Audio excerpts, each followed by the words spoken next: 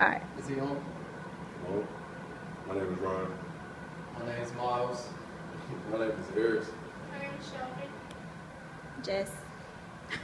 And this is my number 2 speech. What man created countless jobs with his large industrial factories? What 19th century mogul was the largest supplier of steel rails, coke fuels, and pig iron in the world? Who was one of the wealthiest men of all time prospering from steel? What man still owns the title as the second wealthiest person of all time behind only John D. Rockefeller? What man also was known as one of the most philanthropic men of his time? That man was Andrew Carnegie. Few people in the world have been as successful in business and philanthropy as Andrew Carnegie. He took our nation by storm and helped push the United States into an industrial revolution with his new ideas and tactics. He found a way to make steel cheaper and more efficient to produce. By doing this, he forever improved all of our lives, as well as changing the history of the United States. Andrew Carnegie was not always a member of such an illustrious class of people. Carnegie was born on November 25th, 1835 in Dunfermline, Fife, Scotland. He was born to Will and Margaret Carnegie. Andrew came from very humble beginnings, with his father serving as a handloom weaver. In 1848, William moved the family from Scotland to Pennsylvania in the United States in hopes for a better life. At age 13, Carnegie started working for his father as a bobbin boy whose job was to change spools of thread in a cotton mill for 12 hours a day. As a bobbin boy, Carnegie's weekly pay was around $1.20. In 1853, however, he caught his first big break and was hired by Thomas A. Scott as the telegrapher operator secretary for the Pennsylvania Railroad Company. At age 18, Carnegie was already promoted to the superintendent of the Pittsburgh division of the company. The job at the railroad company gave Carnegie great insight and knowledge of the railroad industry, which he would later use to build his empire. With the help of his employer, Carnegie began making investments into companies in the railroad industry. Carnegie's investments began paying off when he purchased a steel rolling mill. During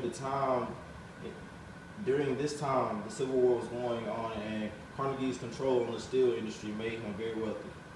Warships, guns, and ammunition were all being manufactured by Carnegie's businesses. Carnegie was the most famous for two aspects of his life: his innovative business techniques and his philanthropy.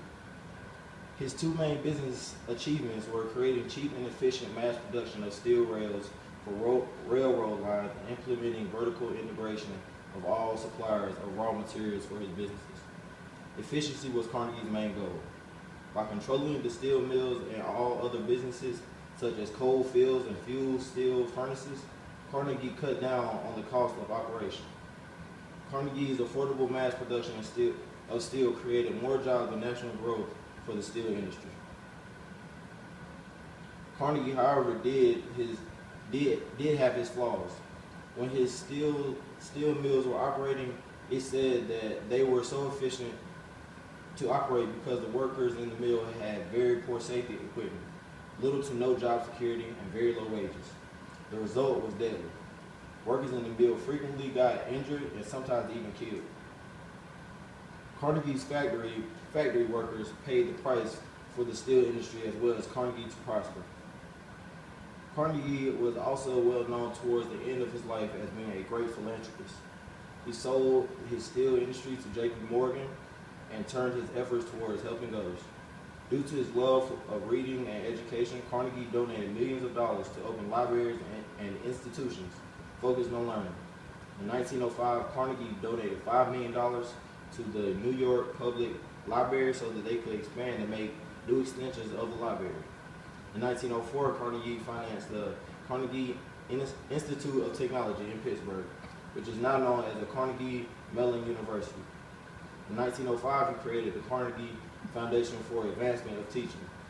And only 5 years later, in 1910, he formed the Carnegie Endowment for International Peace. It is said that the support With the support of Carnegie, 2,800 libraries were opened. Carnegie being a business tycoon, as well as a very generous philanthropist, it would seem that he could do no wrong. His impact on the world was by no doubt great and widespread. He revolutionized the industry as well as created great new avenues for learning and education. Carnegie most certainly, even though he had his pitfalls with the way his corporations were run, impacted and improved all of our lives in one way or another. Thank you.